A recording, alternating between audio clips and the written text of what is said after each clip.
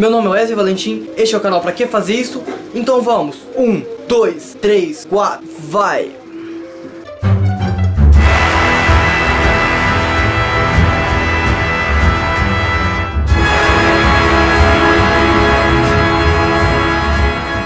Lauren, uma mulher batalhadora e destemida. Ela nunca teve medo de nada e ninguém. Ela nunca acreditou em seres sobrenaturais. Só que um dia, indo pro trabalho, o som dela começa a emitir um som muito agudo, tanto que faz com que o som do carro dela exploda. No dia seguinte, Lauren, ela estava de folga do serviço. Ela acorda com o chiado da TV. A TV simplesmente ligada sozinha. E achando a cena completamente estranha, ela resolve ir ao shopping. Chegando no shopping, ela percebe que tem alguém seguindo ela. Tem alguém perseguindo ela durante o shopping. E neste momento, então, ela decide chamar a segurança. Então o segurança diz: calma, senhora, ela não tem ninguém te seguindo. Mas ela diz: mas ele estava bem atrás de mim. Então o segurança disse pra ela: vamos à sala de segurança, então. E simplesmente visualizando as telas na TV, as câmeras de segurança, as gravações, ele viu que não tinha ninguém seguindo ela. Comunicou a ela, falou que não tem ninguém te seguindo, moça. Aqui nas câmeras não gravaram nada, não tem ninguém te seguindo você. Então no dia seguinte, Laura decidiu ir no hospital, porque ela tava com muita dor na perna. Ela não tava aguentando de dor, então ela foi pro hospital. A médica, quando tirou o raio-x, disse a ela que não tinha nada com as pernas, simplesmente era uma dor normal, uma dor comum. Então ela foi pra casa. Como a médica não disse que ela não tinha nada, ela simplesmente foi pra casa. No dia seguinte, a Lauren tava precisando de espelho, então ela decidiu e foi comprar um espelho de corpo completo, que é aquele espelho comprido que mostra o corpo inteiro. E assim que ela colocou o espelho na parede, se olhando no espelho, decidiu olhar pro seu pé. E simplesmente quando ela olhou pro seu pé pelo espelho, ela viu uma pessoa morta segurando seus pés. Lauren, muito nervosa, assustada demais, ela começou a se debater, girando seu corpo de um lado pro outro. E ela gira tanto descontroladamente, que ela acaba tropeçando e cai e bate a cabeça em cima de um objeto com uma ponta muito afiada. E esse objeto simplesmente entra na cabeça dela, perfura o crânio e o cérebro dela. E simplesmente ela morre ali. A lenda diz o seguinte: essa pessoa, ela é uma pessoa que ela faz você sentir o peso do seu dia a dia. Ela que te faz cansar, te faz sentir cansado, exausto. O único modo de você vê-lo é quando ele quer aparecer pra você. E quando ele quer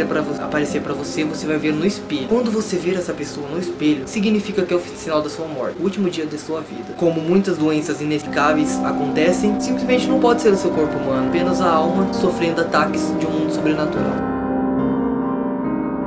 A verdadeira história de Alice no País das Maravilhas. A história de Alice, na verdade, na realidade, ela é muito triste.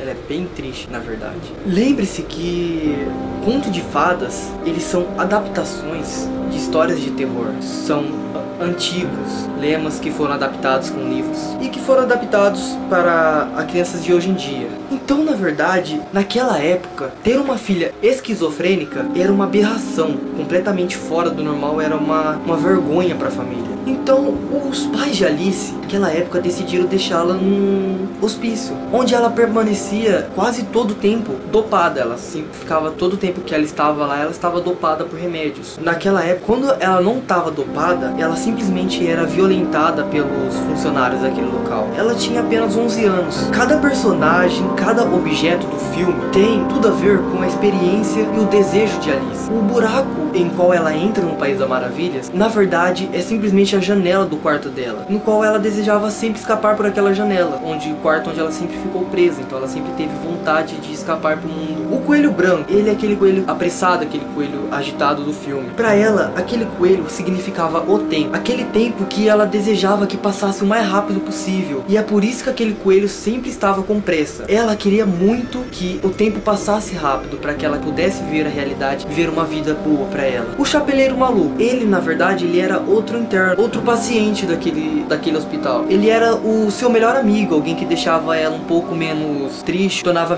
a vida dela um pouco menos amaldiçoada. E os dois viviam conversando como que seria a vida lá fora. E isso traz a realidade de como ele era no hospício. Esse rapaz, na verdade, ele sofria de síndrome bipolar. Por isso que na hora ele não ficava o tempo todo alegre, nem o tempo todo triste. Uma hora ele estava alegre, uma hora ele estava triste, uma hora ele estava calmo, uma hora ele estava muito agitado. A Lebre era aquela companheira do chapeleiro. A Lebre que sempre ficava andando com o chapeleiro. Essa era a menina que dividia o quarto com ela. Essa menina, ela vivia um estado de depressão profunda, na qual ela sempre estava chorando e triste no quarto. E sempre estava em terror, ela sempre estava em pânico. Essa é a realidade daquela menina. na qual é a lebre que andava com o chapeleiro. O gato de Sheridan. Esse é um dos enfermeiros que Alice confiou, mas que acabou violentando ela, acabou enganando ela e violentou ela. O sorriso do gato, que é aquele sorriso que aparece durante praticamente o filme todo, era na verdade o sorriso obscuro que aquele agressor fazia ao olhar pra ela, toda vez que violentava ela. E ia embora. E por isso o gato simplesmente sempre dá aquele sorriso no filme e desaparece. A Rainha de Copas. A Rainha de Copas nada mais, nada menos é a diretora do sanatório. Ela é uma mulher má e desprezível, assim como no filme. Nenhum dos pacientes. E que era completamente a favor da terapia de choque elétrico. Que por várias vezes ordenava que os funcionários batesse, violentasse e maltratasse os pacientes. A Rainha Branca. A Rainha Branca simplesmente é a mãe dela. Ela é uma mulher nobre e terna, que simplesmente sofreu na pele, por ser daquela época, preconceito de ter uma filha esquizofrênica. Sendo assim, tendo que abandonar a sua filha no sanatório. E as poucas lembranças que ela tinha da mãe dela eram os momentos mais felizes. E por isso que todos os momentos felizes, Alice estava com a mãe dela. A mãe dela simplesmente estava lá. Os naipes. Os naipes são simplesmente os enfermeiros do hospital, seguindo ordem o dia inteiro, que são aquelas cartas, né? A lagarta azul, que é aquela que fica fumando o tempo inteiro, é simplesmente a terapeuta de Alice, e que simplesmente dava dicas, dava respostas sempre que Alice perguntava a ela. Os irmãos gêmeos, que são aqueles dois gordinhos, eles são simplesmente gêmeos siameses órfãos. Eles estavam no hospital, mas eles não tinham nenhum problema mental, na verdade. Eles eram pessoas normais, mas simplesmente internaram eles por serem pessoas feias, pessoas completamente diferentes e consideradas assustadoras. O Rei de Copas, ele era o médico psiquiatra do hospital, que sempre seguia ordens. Ele simplesmente só seguia ordens, não tinha boca, não tinha cabeça para se revelar, não tinha cabeça para se pôr contra a rainha, que era a diretora do hospício. Os frascos, coma-me, beba-me, que estava escrito lá, que são uma visão dos remédios que ela tomava naquele local. E aqueles remédios, por serem muito fortes, davam a sensação dela estar maior ou menor e alucinações. Tudo isso foi criado pela menina como se fosse um mundo paralelo, uma realidade menos dolorosa pela qual ela estava vivendo, né? Porque ela não podia mais suportar o que estava acontecendo ali dentro. E um certo dia, infelizmente, Alice faz uma tentativa de fuga e simplesmente ela não tem sucesso.